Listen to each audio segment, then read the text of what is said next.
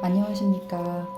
오늘의 이야기가 있는 법후경 명상은 제1장 개송 5번 원한 맺힌 여인들 이야기입니다. 부처님께서 사와띠에 있는 제따와나 선원에서 그 아이를 낳지 못하는 여인이 미움과 시기 질투로 인해 생긴 연기 이야기로 개송 5번을 설하셨습니다. 오늘은 내 마음에 미움이 생겨날 때 그것을 자각하고 내려놓지 않으면 어떻게 인과 연기가 펼쳐지는 거에 대한 명상을 해보도록 하겠습니다. 법구경은 출가 승속을 막론하고 윤회 세계 속에서 일어나는 모든 것의 인과 연기를 말씀해 주십니다. 경전에는 부처님이 신이라던가 신에 의해서 힘을 받았다던가 하는 이야기는 없어요. 부처님이 우리에게 들려주시는 이야기는 오로지 모든 사람들이 몸소 진리를 실현할 수 있도록 실천할 수 있도록 안내해 주시는 경전입니다.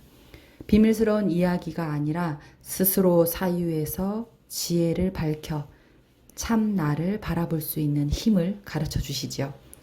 그렇게 나를 지관하고 멈추고 연기를 볼 수 있는 힘이 생긴다면 서서히 성불의 과정 속에 들어가게 됩니다.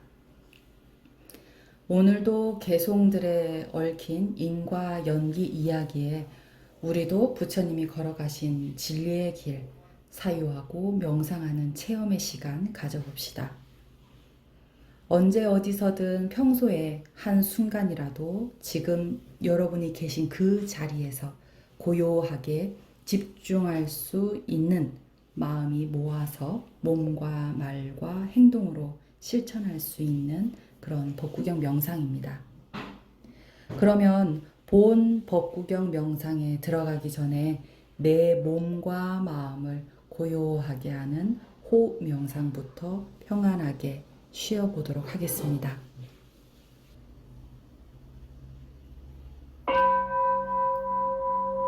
호흡 명상의 몸의 자세에 대한 안내와 또 방법 말씀드리겠습니다. 우선 여러분이 지금 계시는 자리에서 편안한 상태로 다리를 좌우로 왔다 갔다 반과부자를 해도 좋고 과부자를 해도 좋습니다. 몸을 옆으로 움직이면서 자세를 잡아봅니다. 허리는 반듯하게 세우시고 양쪽 손은 모아도 좋고 무릎 위에 살며시 올려놓아도 좋습니다. 어깨에 힘이 들어갔다면 어깨에 힘을 빼시고 목을 고추 세우시면서 눈을 살며시 가볍게 감아봅니다. 마지막으로 입안의 혀는 입 천장에 살며시 붙여봅니다. 자, 이제 호흡을 깊이 들어 마셨다가 내쉬는 호흡을 경세 1타에 3번 해보도록 하겠습니다.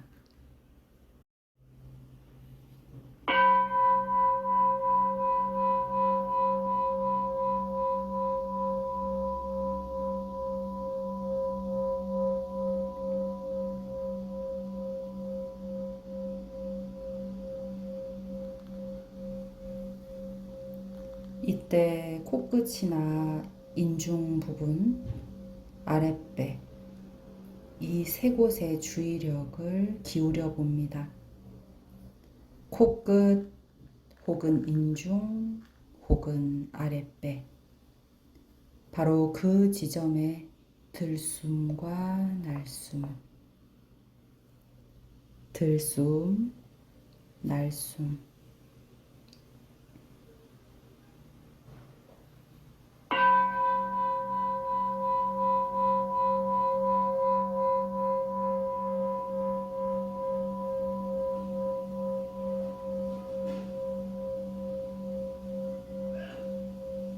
이때 호흡은 인위적으로 조절하지 말고 전적으로 자연스럽게 내 몸과 마음을 이완하는 느낌으로 자연스럽게 해봅니다.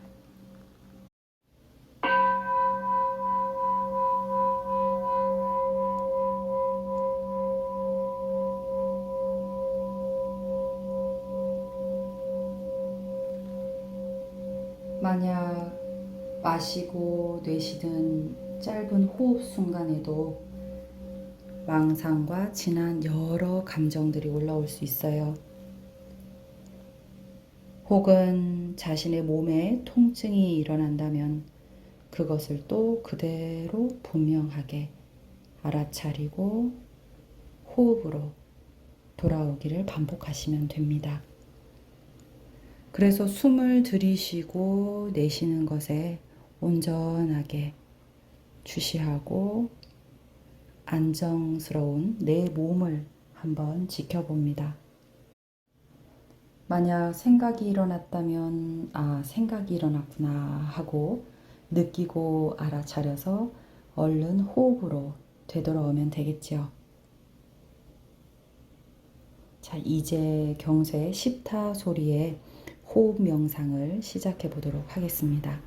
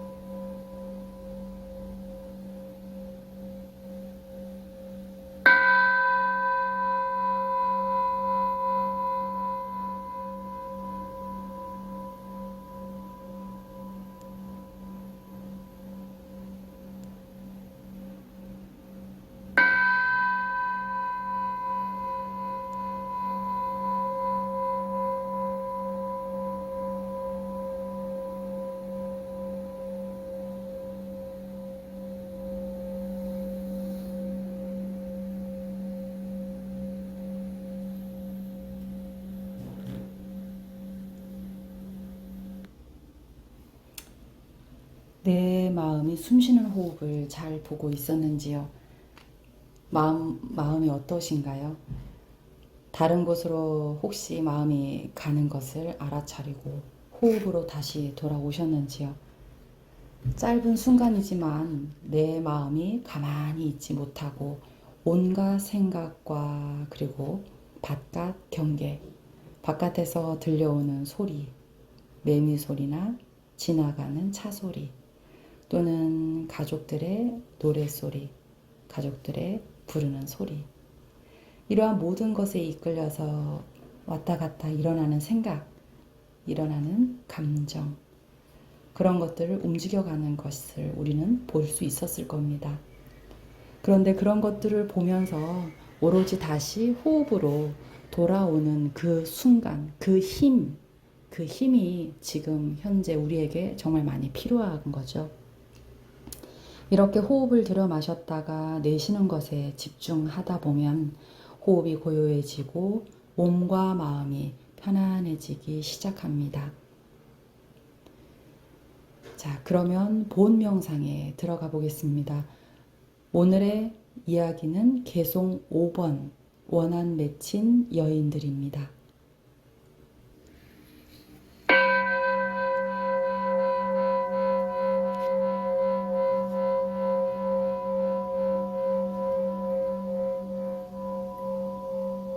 미움은 미움으로 정복되지 않나니 미움은 사랑 오직 자비로서만 정복되나니 이것은 영원한 진리이다.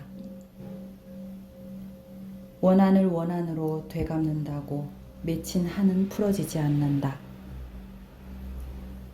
원한을 품지 않아야 원한이 풀어지리라.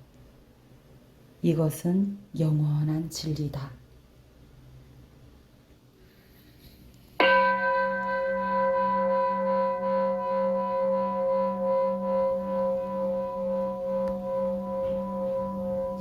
미움은 미움으로 정복되지 않나니 미움은 오직 사랑, 자비로서만 정복되나니 이것은 영원한 진리이다.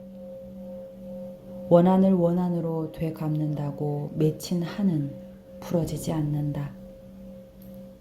원한을 품지 않아야만 원한이 풀어지리라. 이것은 영원한 진리이다.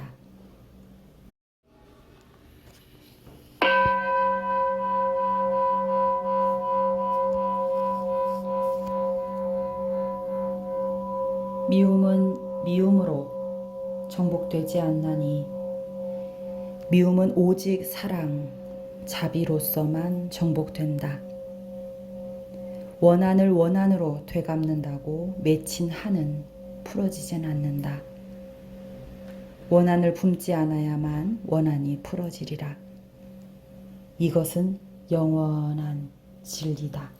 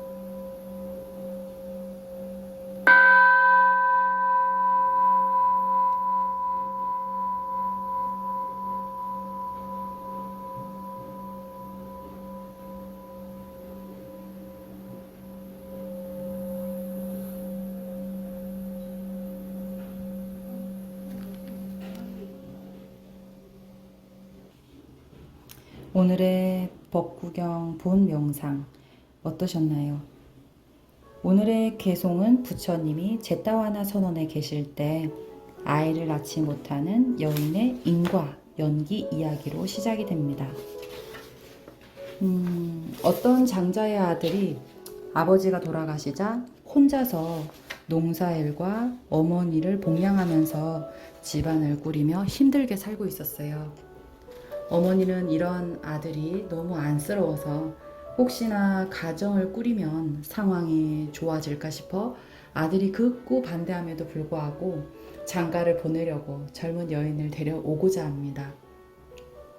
그동안 어머니가 혼처로 생각해 둔 집이 있었지만 이미 아들도 연모하는 여인이 있었기 때문에 어머니는 아들의 뜻에 따르기로 했지요.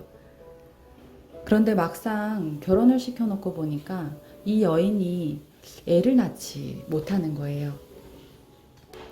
그래서 어머니는 혈통이 끊어질까 염려해서 아들에게 둘째 부인을 얼른 얻으라고 들들 볶기 시작합니다. 이때 모자지간의 말을 엿듣고 보니 그 아내가 서서히 걱정이 되기 시작했어요.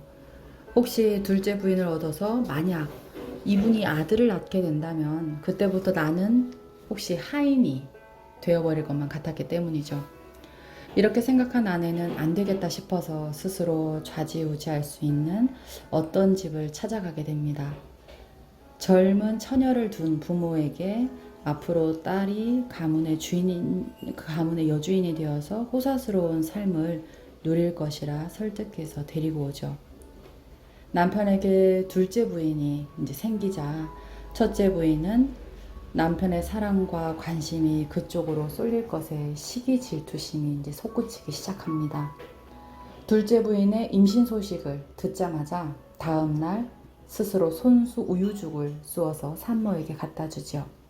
물론 그 우유죽에는 낙태시키는 약이 있었어요. 결국 둘째 부인은 유산하고 말았는데 이 일이 한 번이 아니라 두 번이나 번복해서 계속 반복이 됩니다. 이 일을 지켜본 이웃집 여인들이 눈치를 채고 둘째 부인에게 앞으로 임신 사실을 절대 말하지 않도록 당부합니다.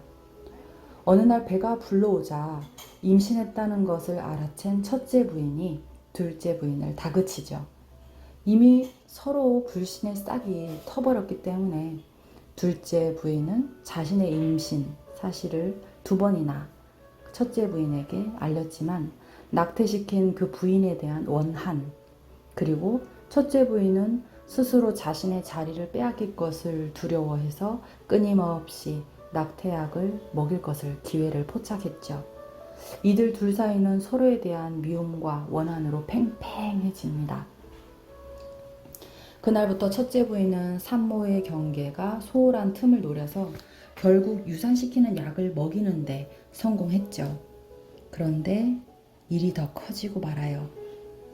이미 뱃속의 아이는 거의 스스로 거의 다 자란 상태였는데 또 출산에 임박한 아이가 그만 엄마에게 나오다가 자궁 입구에 걸려서 그만 산모의 목숨까지 위태로워지게 됩니다.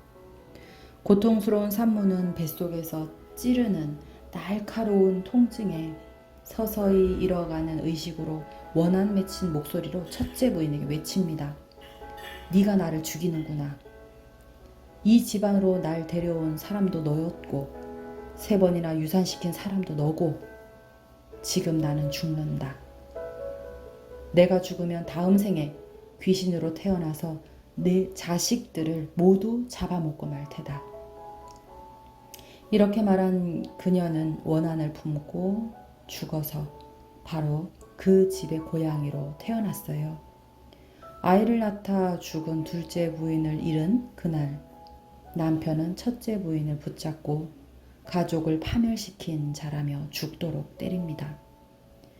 지독하게 얻어맞고 그 자리에서 죽었는데 바로 그 집의 암탉으로 태어나죠.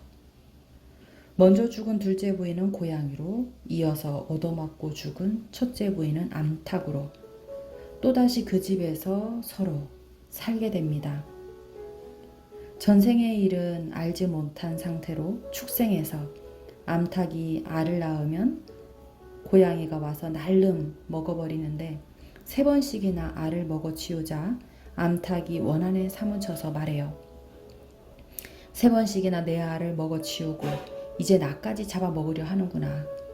내가 죽으면 너와 내 자식들까지 잡아먹을 거다. 이후 암탉은 원한을 품고 또 죽어서 표봉으로 태어나고 고양이는 죽어서 사슴으로 태어납니다. 인과는 반대로 또 다시 일어납니다. 그렇게 해서 또 원한이 되어서 서로 잡아먹고 잡아먹히고 그렇게 해서 죽지요.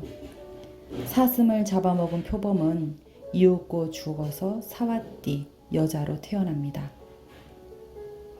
그렇게 해서 또 원한을 품고 또 죽은 사슴은 야키니로 태어나지요. 정리하면 원한으로 서로 얽혀서 주고받고 하며 태어나고 죽었는데요.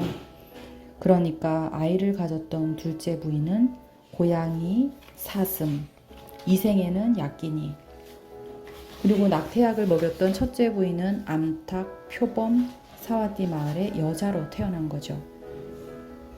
마지막으로 인연이 종결되는 시점은 첫째 부인과 둘째 부인이 이생에 야끼니 야차와 여인으로 태어나 부처님 앞에서 서로 원한으로 되돌려 인과를 받게 되었다는 것을 자각하는 순간입니다. 자각해야만 그 인과가 끝이 나게 되죠. 첫째 부인이 사와띠 여자로 태어나 자라서 결혼하고 가정을 꾸리며 소박하게 살아가고 있었어요.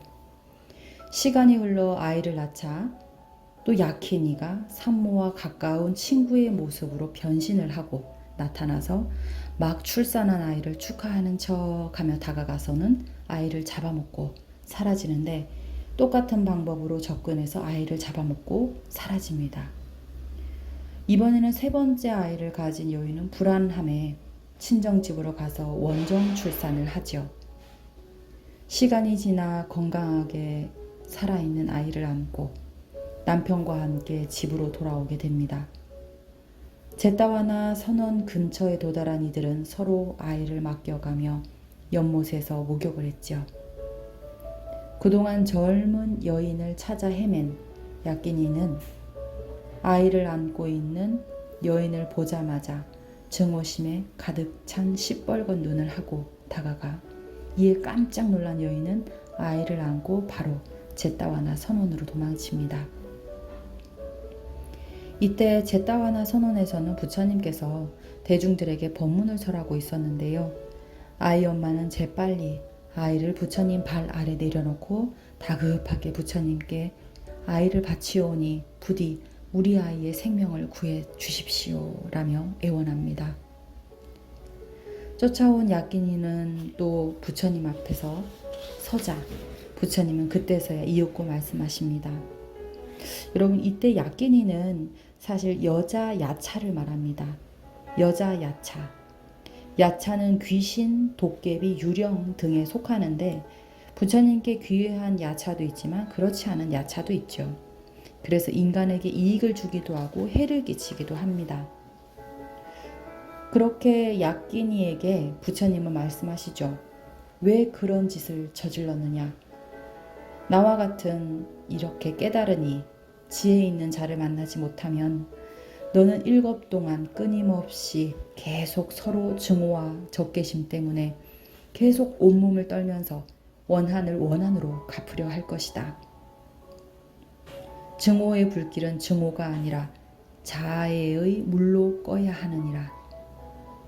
이렇게 말씀하시고 개송을 설하십니다. 그 후로 아이 엄마와 함께 서로 원한을 풀어 곧바로 수다원가를 얻은 야끼니는 부처님이 시키신 대로 아이 집으로 와서 헛간에 거주하며 이들이 챙겨주는 우유죽을 먹으며 집안의 우환을 살펴주고 곡식이 풍년이 들게 돌봐주기 시작하죠. 그 후 인도에서는 야끼니를 섬기기 시작했고 오늘까지 우리나라의 도깨비 풍습처럼 이어지고 있다고 해요. 여러분, 오늘의 개송 5번 원한 맺힌 여인들 이야기는 여기까지입니다.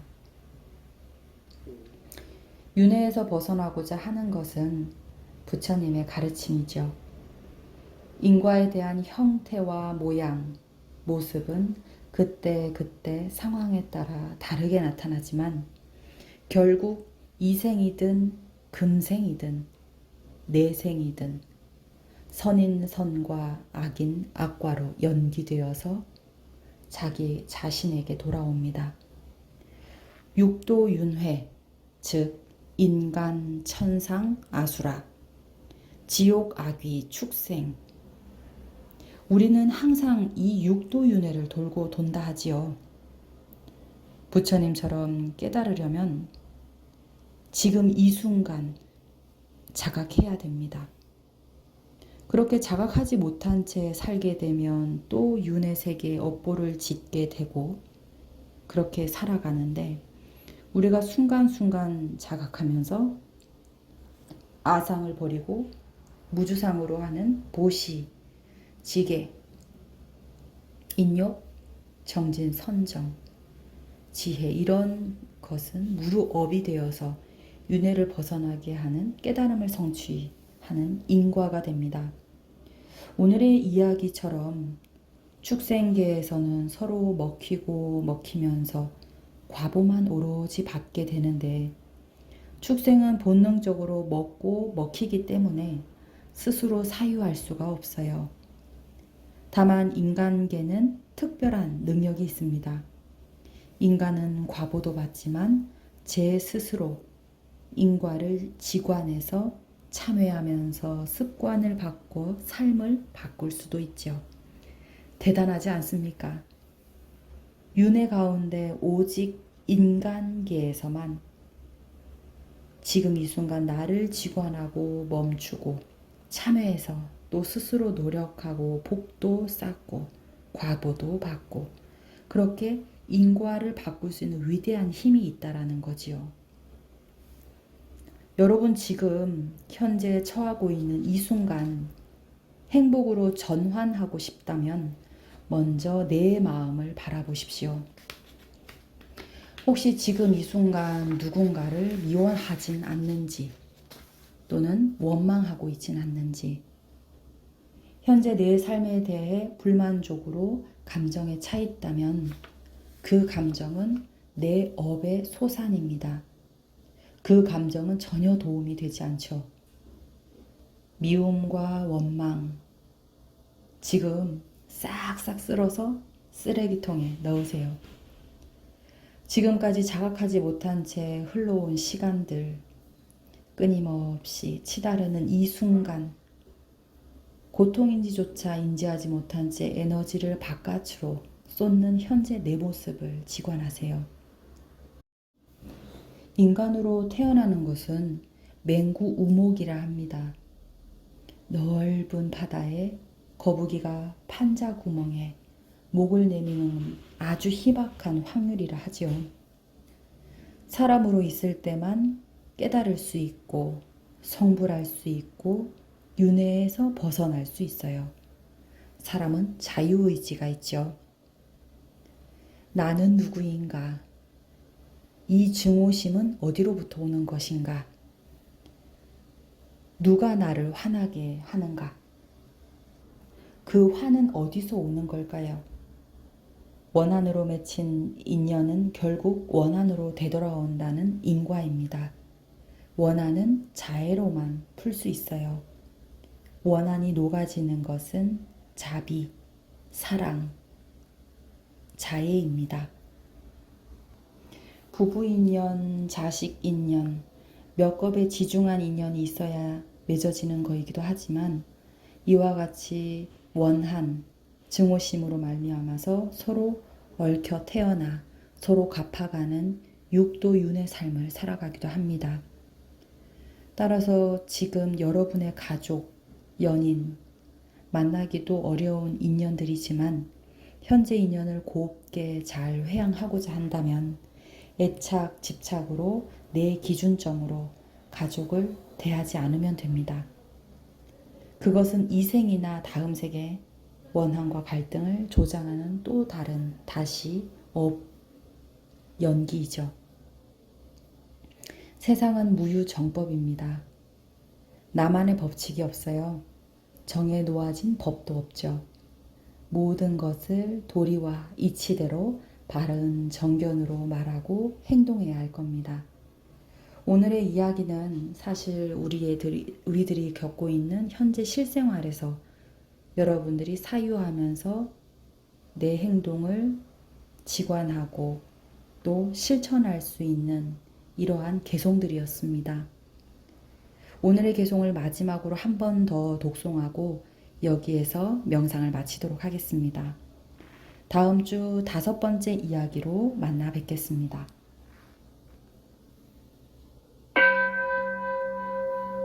미움은 미움으로 정복되지 않나니 미움은 오직 사랑, 자비 이것으로 정복된다.